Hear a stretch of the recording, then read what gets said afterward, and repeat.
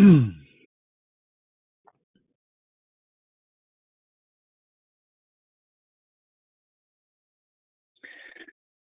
good afternoon, everyone. Good morning for some of you if you're not on the East Coast. We're very excited to have you all today for our session, Memory Care Benchmarks and Best Practices.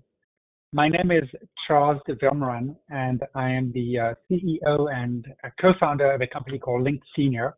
I'm also a huge, quote-unquote, memory care nerd and a data nerd. So if you put these things together and you have this Venn diagram, and if you feel the same, then you're in the best spot today to learn about really what's happening today when it comes to this experience we're creating with our residents.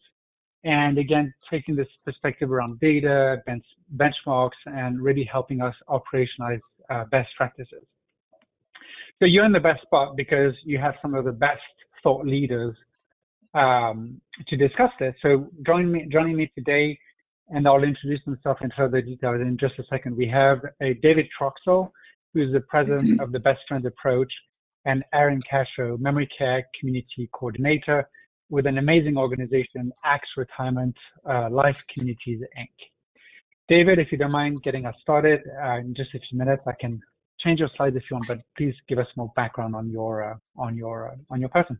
Well, thank you, Charles. Thank you, Aaron. Good morning. You can go to the next slide, Charles. And it's a pleasure to be with you here from a very rainy and wet Sacramento, California. I'm honored to be with you, Charles, and Senior Housing News. And I am the co-creator of the Best Friends Approach to Dementia Care with my dear friend and colleague, Virginia Bell, who many of you may know through social media, recently turned 100 years old, very active and doing well. We're actually finishing up our 7th book this week. I'm a writer, a program consultant. I've worked with the Alzheimer's Association, began my career at the University of Kentucky, Alzheimer's Disease Research Center. Currently honored to be part of Charles's Link Senior program and the Resident Engagement Institute. Also do a lot of volunteer work with Alzheimer's Disease International. And as I mentioned, I am a writer. My most recent book is The Best Friends Approach to Dementia Care, a 2nd edition of our professional book. Thank you, Charles. You can go to the next slide. So many of you may be familiar with the Best Friends Approach to Dementia Care, but I thought I would just give a very brief overview of it, because today we're talking about best practices, and I'm honored that my approach is considered one of those among with many other wonderful leaders in the field. And I'm looking forward, Aaron, to hearing your presentation about how you put many of these good ideas into practice in your work setting. The model of care was developed originally in the 1980s based on the work Virginia and I did at the University of Kentucky Alzheimer's Research Center and also in one of the first adult day centers in the country. It's a model of care used around the world, focuses on developing something we call caregiving knack, K-N-A-C-K, kind of an old-fashioned word, the art of doing difficult things with ease or clever strategies. And particularly since I think all of us have read about the disappointments and challenges the last 20 years of finding a medicine to impact Alzheimer's disease. We know the treatment for dementia is to keep someone as healthy as possible, but we're still really struggling despite some of our recent progress, so to speak. We're struggling to find a medical solution to dementia. I like to think in many ways the treatment for Alzheimer's disease is actually socialization. It's engagement. It's creating something called a therapeutic environment. And I define a therapeutic environment as an environment that is healing. And so what is this all about? Well, it's about teaching our staff and of course our family care partners as well to employ empathy and understanding. Sometimes our staff will sometimes say, I told you not to do that, or Aaron, that's not your room, go to this room. And they're not really understanding that it's the disease, not the person. So empathy training is very important. I'm a big proponent of supporting human rights, being an advocate for the person.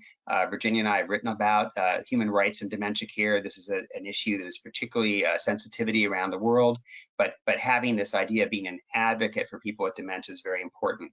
Affection and warmth, knowing and using someone's social history and life story, knowing perhaps, Charles, that you speak French and you like to have your morning coffee, knowing that if he were to live in elder care someday, that perhaps we'd match him with another French speaker. Maybe one of our caregivers is from Morocco and can sit and speak French with him, which would cheer him up. So knowing and using that life story, effective communication strategies, and of course, ultimately life enrichment and activities. So this idea that what a person with dementia needs is a best friend to travel this journey with them, to kind of be a friend, do things together, be supportive, be encouraging, be positive, all is very therapeutic and healing and helps the person feel safe, secure, and valued. Next slide, Charles. So as we think about, where we are today with dementia care coming out of the pandemic, I think almost all of us are ready to say goodbye to the pandemic, even though we know we still have cases in our buildings. But I think really now is the time, the perfect time, to reboot your memory care program for those of you who are in leadership roles. Coming out of this, I think families expect us to do engagement very well. We want to recognize that when we invest in memory care, when we think out of the box, when we try to rebuild, create our programs, do some special things, lots of great things can happen. Having an excellent program positively impacts residents. It creates a winning culture and opportunities for success for staff. And when a community is full of engagement and activity, dementia-related behavior declines. So this idea that we want to work with our staff, invest in staff training programs, invest in programming, and as we'll talk about in this webinar, figure out ways to track this, to monitor this, to really kind of see if we are meeting our successes can be very, very powerful. I'll just do a shout out to one of my clients and friends in Hawaii, the Plaza Assisted Living, and just share with you that the kind of ways that they bring their program to life. Here they have their best friends t-shirts that they distribute to staff. Halia means in Hawaiian, celebrating cherished memories. And Harlan, on the bottom right picture, is actually their maintenance guy, but believe it or not, he's a master trainer in the Best Friends approach, and he does all the onboarding for new employees at his building, the maintenance guy. He's so passionate about memory care. He can talk about the way we relate to people with dementia, how he does it. And to me, it's just a model of how, when we think out of the box and empower our team members, great things can happen. So I'm going to toss it to Erin now to talk about her work setting, and then we'll have hopefully a robust discussion about how we kind of get from here to there and how we monitor our success with benchmarks along the way. Welcome, Erin. Thank you, David, and thank you, Charles. I'm Erin Cascio. I work with ACTS Retirement Life Communities. I am the Memory Care Community Coordinator here at Bailey Chase in Easton, Maryland. And I'm actually one of a kind within ACTS. And so since I have this unique role, I have 3 C's in my title. So I've kind of come up with that I'm a coach, a consultant, and a cheerleader. So I coach our engagement team and find opportunities to improve enrichment programming. I consult with our clinical team on best approach to care for our residents living with cognitive change. And I'm a cheerleader for our residents in independent, assisted living, and skilled nursing. I'm there to help them through their transitions through the levels of living. Charles, if you could. Thanks. Here at ACTS, our philosophy is to recognize older adults who experience cognitive change due to dementia are first and foremost people who have happened to be living with the disease. The team supports residents by becoming a best friend to each person living with memory loss or cognitive change, and this coincides with ACTS's culture of loving kindness. Charles, if you could. So, ACTS Engaged Living in Action. We embrace person-centered care and support focusing on remaining strengths, enhancing of life, and promotes positive self-esteem and personal empowerment through meaningful engagement. Again, we're focusing on our residents' strengths, and we foster understanding, empathy, and respect to reduce stigma towards those living with dementia. We promote an inclusive team approach towards resident engagement beyond the traditional purview of life enrichment team members. And we utilize the residents' My Story to honor their uniqueness of each individual. And we're focusing on genuine relationships between residents and staff, between staff and family members. We really focus on that relationship piece. Thank you. Thank you so much, both. Thank you, Erin, for such a unique perspective on this kind of work. So now that we've kind of set the stage and kind of allowed us to get introduced, Let's get kind of into today's topic, which is again this idea of, like you said a little bit, David, it's 2023. We're at the tail end, hopefully, of this pandemic, and we have what we believe like a really bright future ahead with different kind of systematic trends happening. So let's start with you, David. You know, given your unique perspective, and I agree with you, you are one of the leaders out there when it comes to memory care. You have such a huge and rich experience working with so many providers that also include Hawaii, but I know also beyond North America. What do you currently see as these fundamentals, and how do you see them changing? I'm curious. Well, thank you, Charles. So, I'm going to put kind of maybe a surprising statement out there to begin with, because I always like to be a little provocative in these webinars. You inspire me, Charles. And I'm going to say that, to some extent, after being in the field so many years, I'm going to put it out there that memory care is actually not all that difficult. That if you indeed invest in your staff, invest in your program, be creative, create an atmosphere that's positive, that's loving, that's inviting, that's rich, again, activity rich. I think that's about 80% of it, in terms of just, creating this program. But much to my chagrin, you don't really necessarily see that in our industry. When I travel around, I kind of see the same old boring calendars everywhere. To me, root beer float is not really an activity. I mean, maybe it is if you have a lot of conversation around it, but I think there's so many ways we can improve things. So I'm going to kind of put it into just a couple of buckets for the sake of the webinar here. And I'm going to start with one that maybe we don't talk enough about, which is staff training. I'm very encouraged. I'm working on a new book now about culture change, staff training, and in many ways, having not visited this topic in writing for a book I did 20 years ago, looking at today, it's amazing how I think we're still struggling to effectively train our staff. So I'm going to suggest that in terms of best practices and benchmarks, I'd like to invite all of the people on the webinar to take a look at your training program. Is it engaging? Is it effective? Now, we know things like Relias are really outstanding for making sure the training is getting done. In the past, you'd have all those sign-in sheets, right, Aaron, in your drawer, your desk, if everyone's signing in. It was very hard to keep track. So I'm a big fan of the computer learning in terms of compliance. But, if we're just showing a computer video or a computer class and not doing any kind of follow-up or reinforcement, I think people aren't learning. So I'd just like to challenge my leaders on the call here to go above and beyond. If your state requires 10 hours, I think you should put in 20 hours. You can do this in the unit. You can do this in the program. You can do this at work with handouts, with role plays, with huddles. It doesn't necessarily cost you more time or money, but up the game with training. And I've seen actually some proprietary research that families are more and more interested in how we train our staff.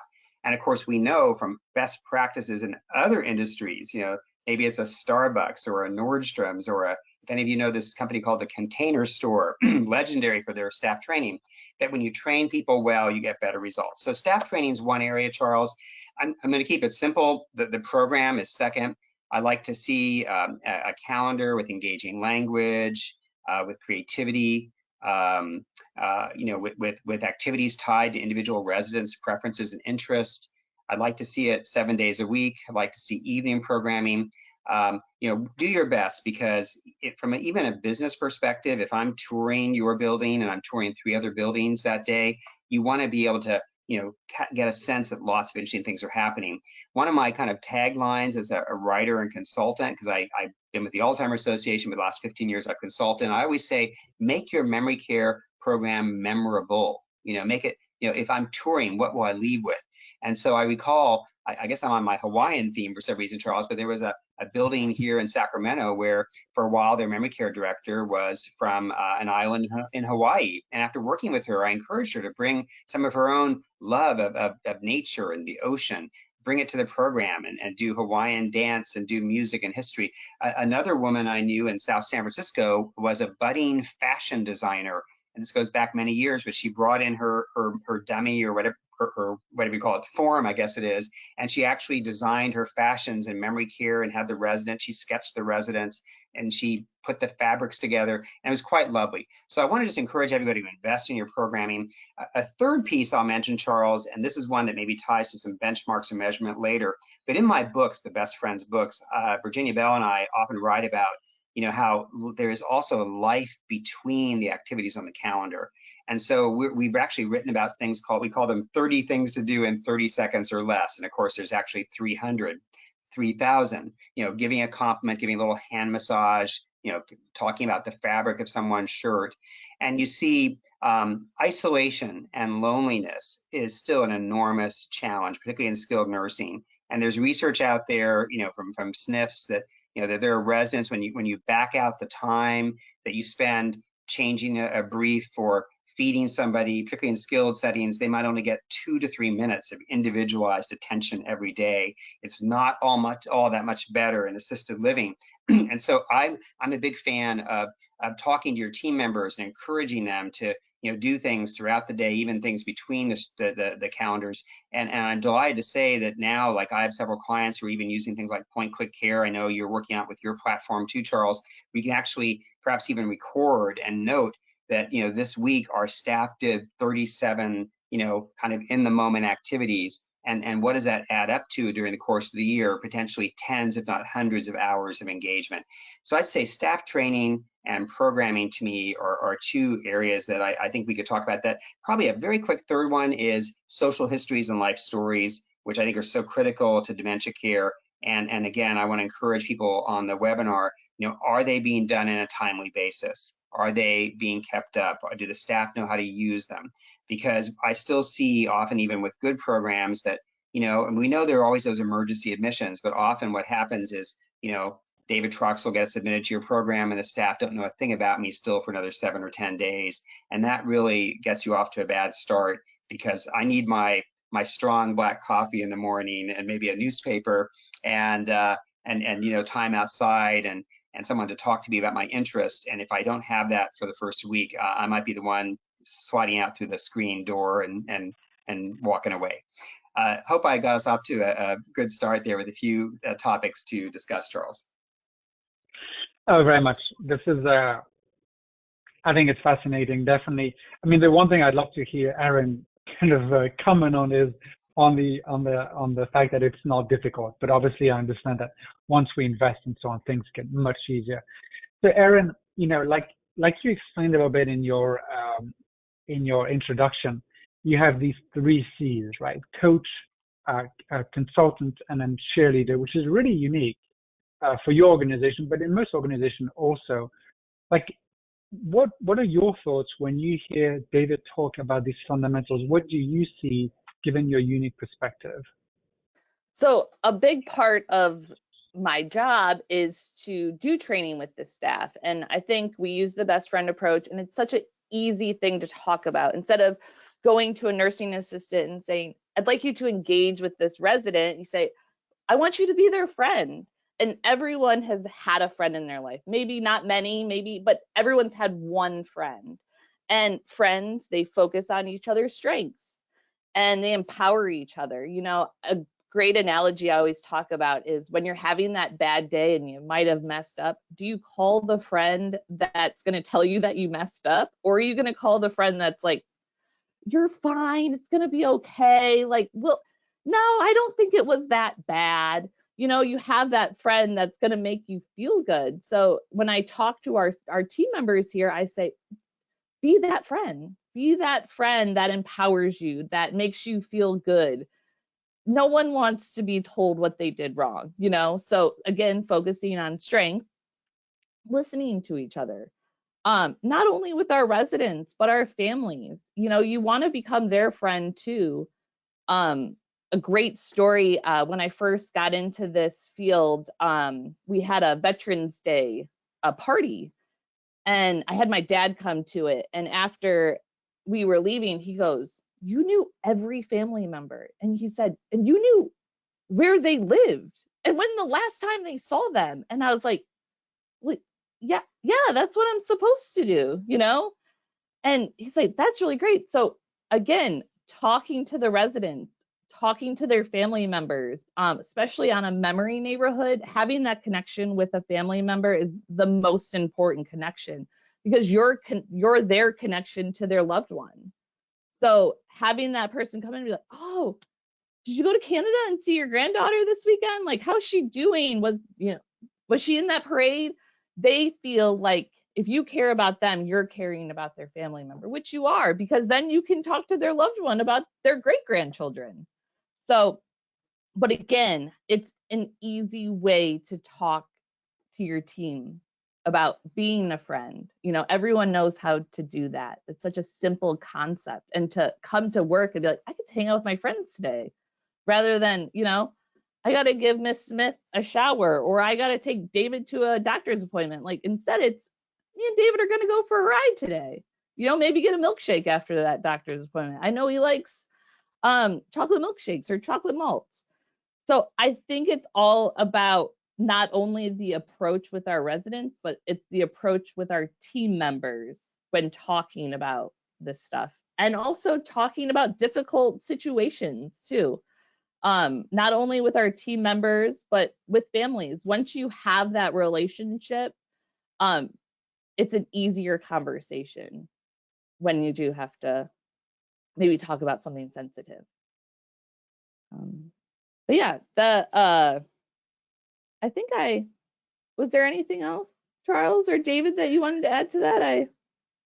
No, but actually, it's fascinating to hear you talk both, like you, Aaron, after David, just because you get to hear from the leader, the thought leader who created the best friends approach, and then you, Aaron, who's actually doing it and living it. So I'm sure, David, sometimes it must feel good to see these ideas you had years ago with Virginia Bell being implemented. So I think this is, to the point, Aaron, especially when we think about the fact that there's this winning equation. If we invest in our teams, they'll kind of turn around and really invest in our residents, which is a little bit what David was explaining. David, back at you, there's something that we haven't discussed yet too much, which is obviously something that comes up often when we think about resident engagement and life enrichment, which is this idea of this return on investment. And I think the question I had for you briefly there was, you obviously, in your experience talking to different operators and owners and operators, you obviously talk also at the C-level of these organizations. I'm wondering, do you hear something that's slightly different, or is there an angle that we haven't discussed yet when we think about, again, 2023 and our best practices? What would you add there? Well, a couple of things. Certainly, the industry having been beaten up by the costs of pandemic and staffing, although, again, the staffing crisis, I think we all agree, has been there for 25 years. It's made worse by the pandemic, but it's been bad for a long time. I guess what I'd like to argue is that, the consumer these days is different than they were 30 years ago. 30 years ago, 25 years ago, 20 years ago, there weren't as many choices. Where I live in Sacramento, there are neighborhoods where you could walk to like 3 or 4 memory care companies, in the same neighborhood practically. And so it's reasonable to expect that families are touring. So I guess what I'd like to say is, to me, even modest investments in everything from, of course, your facility to the programming piece, they do pay dividends in terms of people wanting to move into your building. I like to say the market will reward you when you do a good job. And so I'd say, in terms of talking to leadership, and many of you on this call may be decision makers, some of you may have to manage up. I guess what I'd like to encourage you to advocate for is that the programming innovations, doing some things differently, having a defined philosophy, really gather a group together and have a retreat. Erin and her company, I'm so pleased, are having success with the best friends philosophy. There are probably other philosophies out there too, but having a defined, sense of who you are and what you're doing, not just having, the same verbiage as everybody else, giving yourself some distinction within your memory care program, I think is very good. And in terms of investment, Charles, again, music programming, having adequate music, the smart speakers in people's rooms, to me, pays enormous dividends.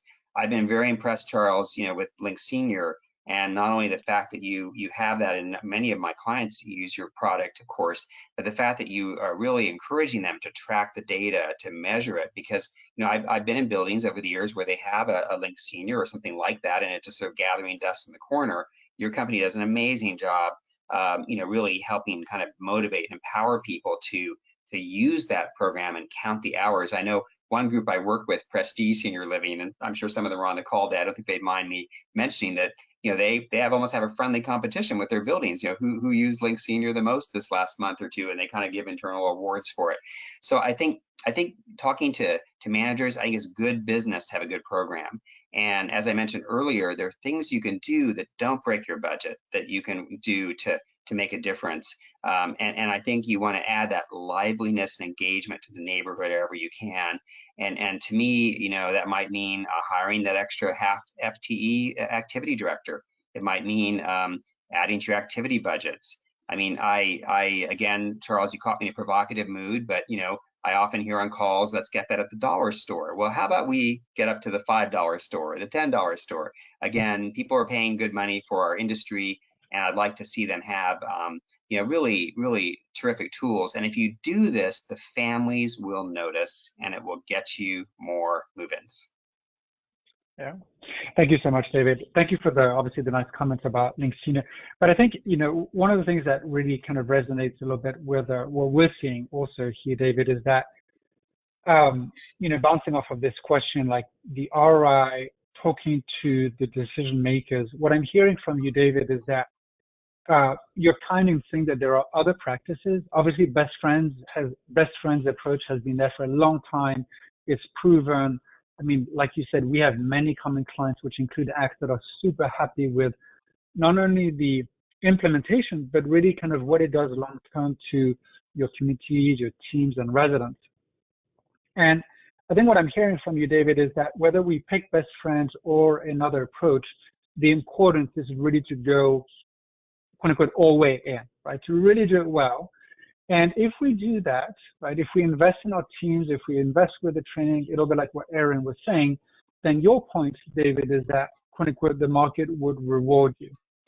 And I think that, as we close this first kind of ground setting section of our presentation today, this is very much in line with what we've been hearing, that families, especially in memory care, they want two things, right? They want safety. Obviously, this is the basis, but they want engagement.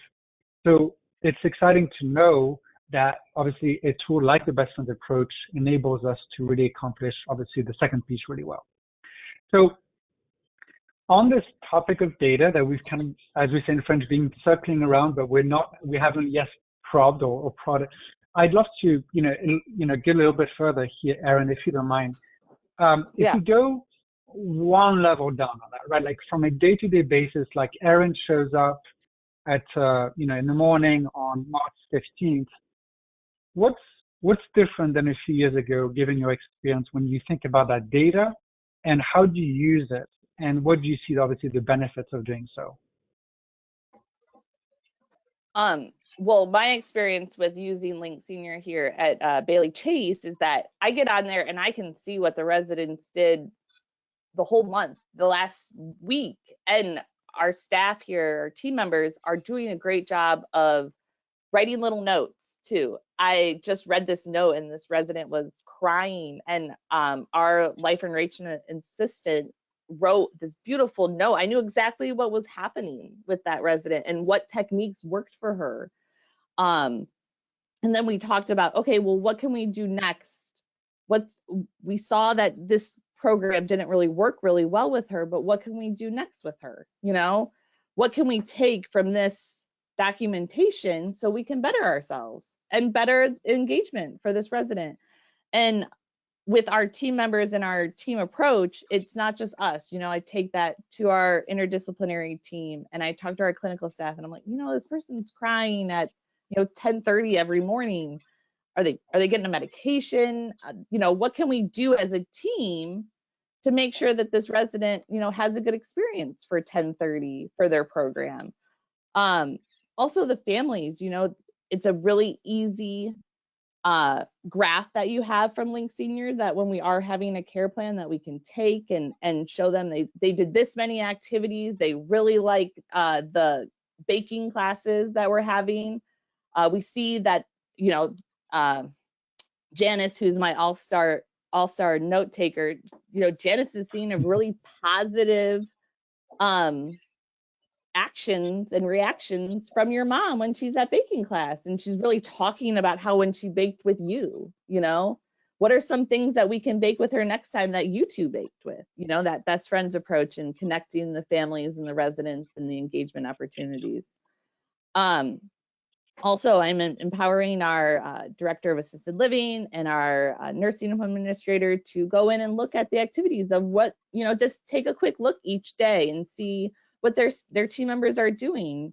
I love that there's a little thing that says need engagement, and I pull that up every week and I say, how can we engage these residents? We pull in their My Story, which is their life story here, what we call, and I ask our team members to take 3 things from that life story and save them up and then ask that resident about. You don't just have to go and sit and say, oh, you know, how are you? Say, you know, I see you have dogs. What kind of dogs did you like? Oh, you like German Shepherds? I love German Shepherds.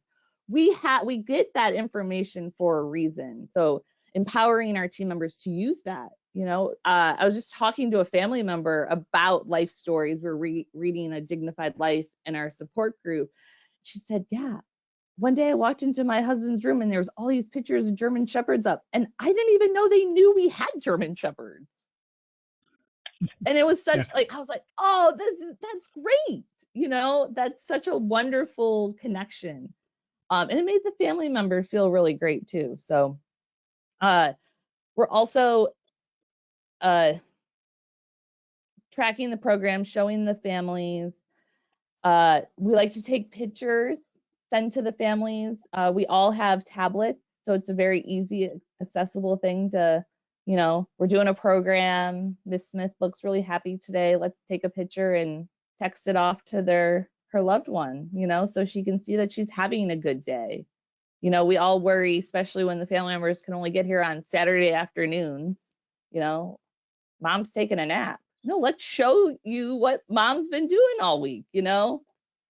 So I think Link Senior has really helped us boost our data, our tracking, our documentation, you know, and the old medical model, if it wasn't documented, it didn't happen. So I really like to use that when empowering my enrichment staff to document and to write the little notes and show what they are doing and their strengths. You know, I want to see my team members' strengths used with our resident strengths. Yeah, thanks so much for sharing, Erin. You know, I mean, you're doing amazing, right? Obviously, given some of the national benchmarks, just for the audience to be aware, there is a CDC report that was published a few years ago that showed that in the typical nursing home setting, we only engage our residents 11 minutes a day, and in assisted living, 20 minutes a day. And I think that most of us would agree that we wouldn't really be happy with that amount. Like we obviously need more, a better quality.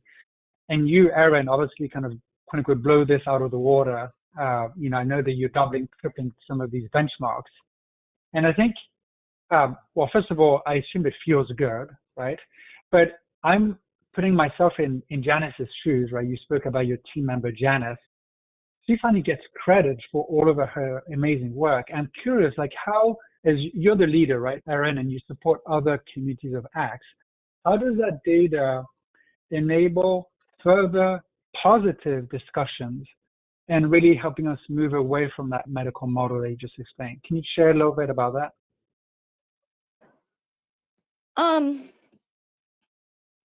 Yes, I think with empowering our enrichment team, and I came from somewhere, I've been in this field for about 13 years now, and my very first job in this field, I had the owner, it was a group homes for individuals living with cognitive change. it was designed as an assisted living, but it really was group homes. And I remember the Mhm. owner, who pretty much has taught me everything I know to today. And he said, doesn't matter if this person has Parkinson's or Alzheimer's, it doesn't matter. I want you to know every single thing about this resident. And I want you to use that information to engage them. And so with our enrichment team, I want them to use that knowledge because they are spending the most time with our residents. Our nursing assistants are too, but they're usually doing those tasks. So I want our enrichment team to talk to our nursing assistants about what that resident did in their life, about their achievements. And I also want our enrichment staff to take, some responsibility and accountability and show that, I'm doing this today. We're not just playing bingo. We're not just, setting them up for entertainment. We really connected with the residents. I found some things on the Masons and we talked about the Masons. So that this resident felt some kind of connection from before. We have a chaplain here who does engaged worship, and you see those videos from Music and Memory and the person lighten up. Our chaplain has gained a connection with one of our particular residents that has later stage dementia, and we videotaped it and we showed it to the family, and now the family comes and visits during the time of engaged worship so that after they can engage with their residents. So using all the technology we have now has really just, there's no limit. Thanks, Erin. David, I saw you smile a couple of times there. Like, I know that in the Best Friends approach, there's this deep philosophy around the life story.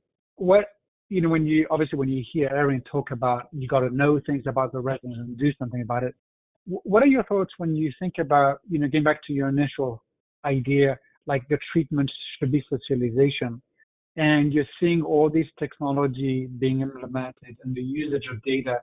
What does that, how do you react, and how do you see the synergies between your approach, these tools, this data, the empowered team members as well? Well, I think in terms of just the data collection, what I think is really marvelous is, I think there are going to be more and more platforms, and there are already some out there where, a life story tool can live on the iPad and, be much more interactive, where, perhaps your system will tell you that you have 3 veterans, in memory care right now. You have 2 people who have an identical twin.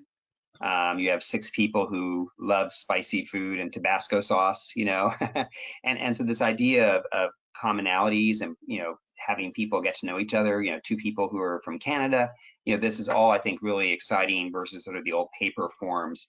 I will say, Charles, that, maybe I'm a little bit of a Luddite at one level, but I always like sometimes some simple tools too. So I've had clients who've done a really nice job with social histories, all built into their electronic medical records. But I still like to maybe have a little top 10 card, in paper, in the shadow box, or on a dresser or in a binder that just says top 10 things about David Troxel. It's some simple, really easy tools, in part because we might have agency people or turnover people or turnover. So there's always that new associate coming in. But I think technology is going to really allow us to record what we're doing, and as Erin said, get credit, so to speak, for this engagement we're doing with families. And I joked earlier, and I'm sure I'm going to probably get a couple of nasty texts about root beer floats not being an activity, but you see, it can be an activity if there's conversation, if there's camaraderie, if there's discussion about, when's the first time you ever had root beer, or maybe you can go on Link Senior or your iPad and, where was root beer invented? I think it's an American soft drink. Who came up with it, and talk about it. So when you take just the simple act of having a root beer float, and maybe, what is your favorite flavor of ice cream, and having this conversation. In our books, Virginia Bell came up with this. We talk about activities as being good. It's always good to take a walk, for example. But if you do an activity with engagement, it means you're walking and stopping and looking at flowers and looking at the neighborhood pets and trying to name the tree and talking about times you've been hiking in the woods. This idea of kind of, living life and getting the most out of these activities and engagement. I'll just comment, Erin, to you again. Thank you for all the great work you're doing. But, I do think there are also some even other systems, having sort of quality assurance sheets and worksheets, where again, auditing files, like is that life story form getting done in a timely basis? Surveying your team, asking your staff, do you feel you have enough information about these people? There are a lot of sort of simple best practices that don't even involve a lot of high tech, but do allow you to, to have some success. And again, Charles, I know some people on the webinar might be kind of poised to redo or reinvent their own programs. I think if you are going to be involved in a change process, what's nice is you can pilot things in certain buildings, try certain things. You can have a rollout period over 12 months if you want. I'm a big fan. If you've got 16 buildings, try to maybe have that 3-month plan or 6-week plan, whatever it is. Maybe you have that weekly. Week 1, do this, and email back your checklist, and week 2, do this, and week 3, do this. And you don't go from a nothing to something overnight, but to me, it's sort of like, I'm looking at your background with all your bricks there, Charles. It's like building that brick house or the brick wall. If you start with something as simple as life stories and make sure those are done really well, that the staff truly know the people there, you next maybe add activities, add music, add engagement. And maybe you again have like a weekly list of what every community is doing, and you have the calls and hold people accountable and all of that things. You gradually kind of build that wonderful foundation for success. And suddenly you walk in and you see that kind of pizzazz and sparkle that we hope for. I know, to me, and Charles, you and Aaron and I are such fellow travelers, but to me, memory care should be the most fun place in the building, because that's really what it's all about. And I've seen that happen in some groups I've worked with over the years as a consultant, where the staff actually really want to be working in memory care, which is, against the norms we have, but where staff say, that's where I want to be, that's where I want to work, because again, they enjoy that best friends approach or that socialization or activity and engagement there. I love that. What do you think, David? Sorry, Aaron, about wanting to be in memory care? Oh, it's the only field I ever want to be in. Yeah. It has the laughter and the love and that little extra support, and families walk in and they feel like they're part of their families. You see a family member after their loved ones have passed and they're asking about the staff. You don't really get that in a standard skilled facility unit or anything like that. And I get the question, well, why can't it be everywhere though?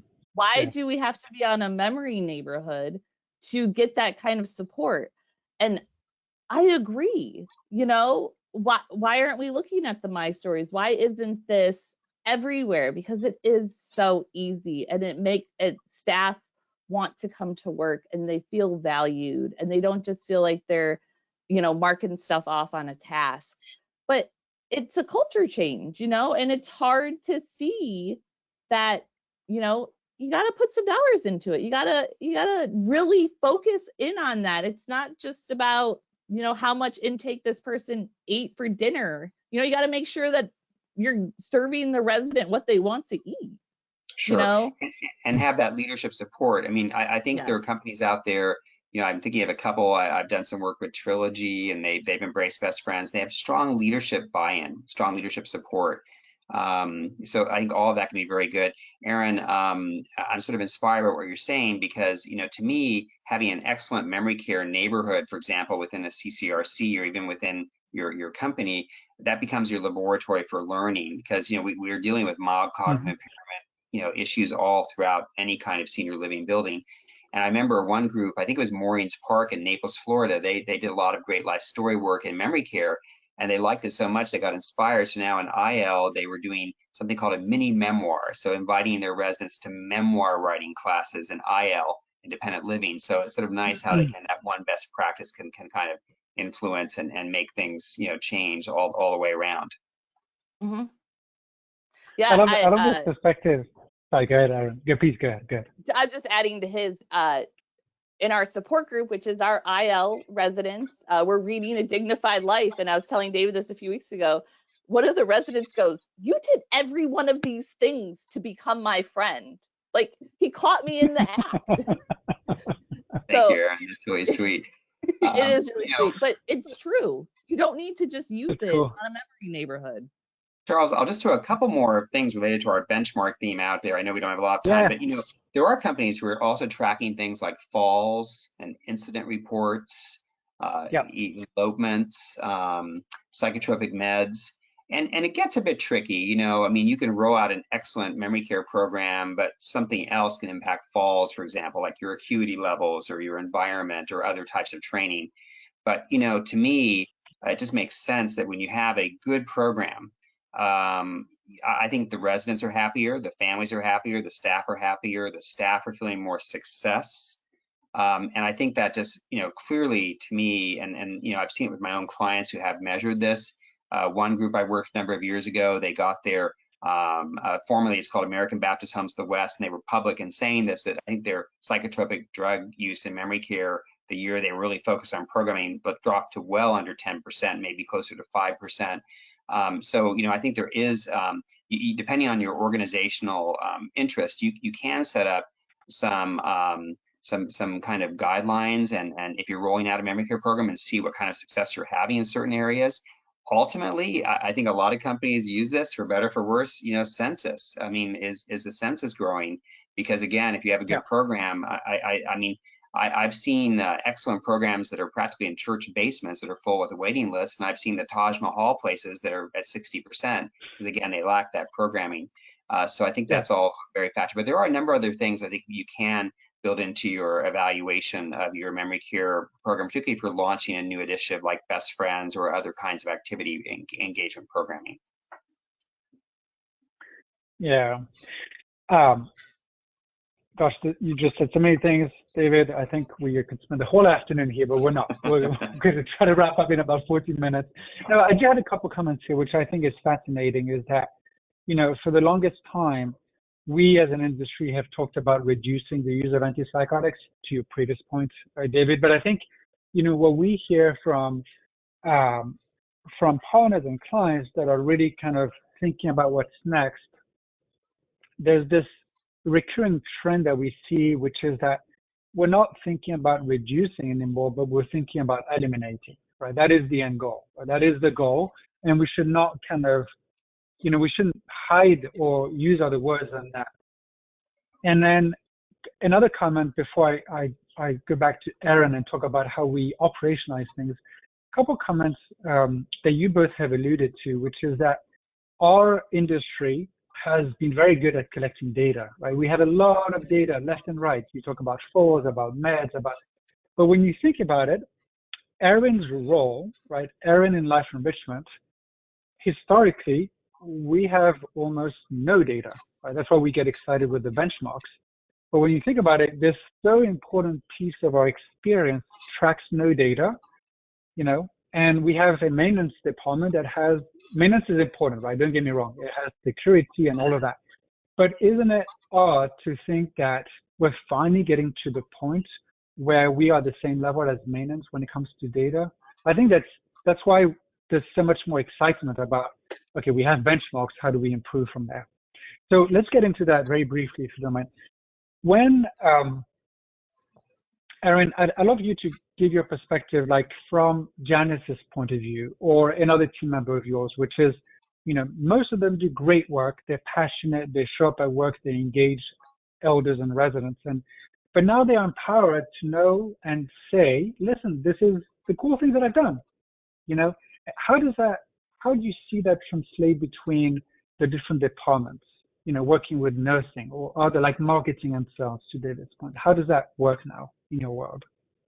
I think empowering our enrichment team members to come to the disciplinary team meetings and talk about, you know, we're seeing these residents come to 3 activities a day, 3 programs a day, and, you know, you're talking about how they haven't had a fall in a month. Maybe that is working together, you know. And then if you see a resident who stops coming to program through our data and documentation, and then they start having falls or they start having behaviors, you know, where is that? And where can we, and again, using the life story to engage those residents that, you know, come in are having the behaviors, how can we get them engaged? so they're not bored. My best analogy is when you're bored at home, you get on your phone and you maybe start texting an ex-boyfriend and get into a fight. That's my perfect analogy of someone with cognitive change bored. They're picking at people and poking at people because they're bored. And then another resident has a behavior and then they're having a behaviors. But if you're engaging them and they're having a great time, and you're not going to see those things. And another thing is the wandering or the exit seeking. The best analogy I have for that is if you go to a party and you don't know anyone and no one's engaging with you, no one wants to stay at that party. Everyone wants to go home. So I'm thinking, showing that documentation, showing that the enrichment staff are engaging residents and talking to the nursing assistants about engaging those residents and making them feel at home, welcomed, that this is their place and they know people here, really is going to start to see those decline in the psychotropics and the falls. But you have to put in the work, and you've got to empower your enrichment staff to really do that, and empower your nursing assistants to do that, and your nurses to call the families, to talk to them. I really, really encourage our staff and our team members here to interview the family members. Go and have a conversation. Everyone likes to talk about themselves. We're asking them to talk about themselves, talk about their life story. Or talk about their loved one, talk about their family member. Everyone loves to do that. But you have to sit down and you have to make it a time to really get that information and to talk to the families about why it's important too. Why do you want this information? Well, I want this information because if your dad starts looking for the door at 3:00 and that's when he got off work every day, we need to engage him so he's not looking to go home from work. It's a very easy, you talk about the knack, it's a finesse, so. Yeah, thanks, Erin. I love your analogy about the wandering and the party aspect. It reminds me David's very initial comment about the fact that we should think about the treatment, like the socialization as the treatment. So that I thought that was interesting. David, what I find fascinating with Erin's organization ACTS is that we were talking with Julie Ackley at the corporate level, and we were having this discussion about the fact that we're getting credit for the amazing work that we're doing with that data, and how can we use that data to then justify for more things that we need, right? Like, for example, for staffing or different tools and so on. So these are definitely kind of very interesting trends and very not only empowering from the perspective of the teams, but it gives us like a bright optimism when we think about the lives of those people we serve, right? Like the life of somebody living with dementia is going to be way better in the coming few weeks and months and years than what it has ever been, given, again, your work, David, the Best Friends approach, and the implementation of benchmarks through, professionals like Erin. So as we wrap up, just for the audience to know, we would love to consider questions, and I have the Q&A open if anyone has, but maybe to just finalize, to close and wrap up some of the things that we discussed, would love to ask a question, which is, what would you recommend to a leader who's looking to enhance right now their memory care offering? And let's start with you, Erin, given the fact that you have the kind of frontline experience. What would be your number one advisor recommendation there? So I think every resident that's going to be moving on to their memory neighborhood, having a team member go maybe even before to the home and talk to their loved ones, get that life story, really put in the effort for that the families feel connected before they even are moved in. Also communication. The best thing I ever heard is a family member saying, "I talk to you too much." I feel like you're a family member. That is an excellent example of over communication is always better than I don't ever know what's going on. You don't want to hear that. So I think getting that life story, making that like a really important part of a move-in, and then communication. Really sending pictures, getting connected to the families is very, very important.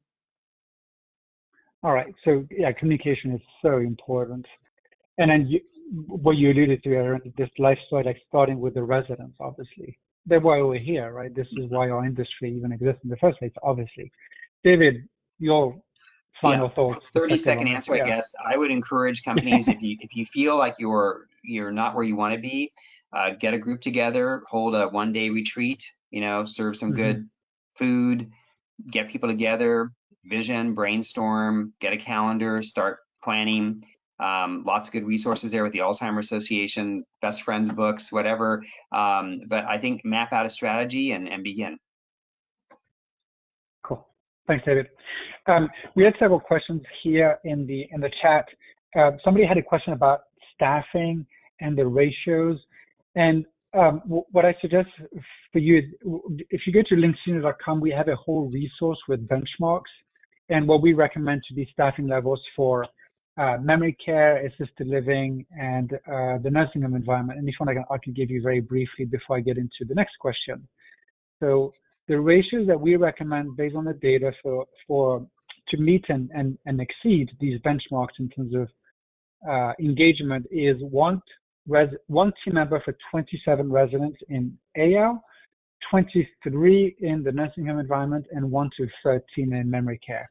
So often when we talk about these, people go, well, we're not there yet. And obviously the idea is that that's the goal. Now, there was another question, which was that often we hear that documenting attendance is a compliance thing in the skilled world. Therefore, we shouldn't do it in the assisted living world. And, one sentence or two, Aaron, what are your thoughts on that? And after you, David. I'm going to go back to, if it's not documented, it didn't happen. So yeah, it didn't happen. I think it's powerful and there are a lot of systems now where you can go on the tablet and go bing bing bing and keep who's there, and that's impressive because I go in to visit my grandmother and I say, well, I did nothing. They don't feed me. They don't do this. They don't do that. And then like the angry family member calls you, say, well, look, here's our your grandmother went to 6 activities yesterday and she had 3 peanut butter and jelly sandwiches. So that data is very powerful. Cool. Well, thank you both for an amazing discussion. Obviously, I'm a little biased, but I do believe that data is the future. Now, the good thing is that you're here and validating that. And I think it's so important. Again, just that we get credit for the work that we do. I think it's so essential. So let me just, on this screen here, share our contact information should anyone have follow-up questions. There were a couple of questions about the slides. We're more than happy to communicate them by email afterwards. To the individuals that had questions about the standards, you can find these again on, sorry about this, on our linksenior.com. We have a whole resource about this, these benchmarks. And then just on the topic of reducing of antipsychotics, I just wanted to mention the fact that we have, next week, we have a webinar on this topic, which is cutting edge non-pharmacological interventions for memory care. And that's at 1 p.m. And again, these are available at activitystrong.com. So with that, I wanted to really thank you both. It's, getting back to this thing that I was explaining before, like this Venn diagram. I think the three of us share this thing where we're big memory care nerds. So it's just nice to be talking about these things with you. But I think that's so exciting to see Erin with more than 30 years of experience, getting to the point where she feels with her team empowered to just do better work every day. So with that, I wanted to thank you both for being here today. David, thank you for your amazing work with the Best Friends approach. Erin, thank you for sharing so much from your unique perspective at the community level, but these C's that you mentioned, right? Coaching, consulting, and cheerleader. Wishing you an amazing afternoon and an amazing building of a new memory care world. Thank you so much for your time. Thank you. Take care, Thanks. both. Thank you. Cheers. Bye.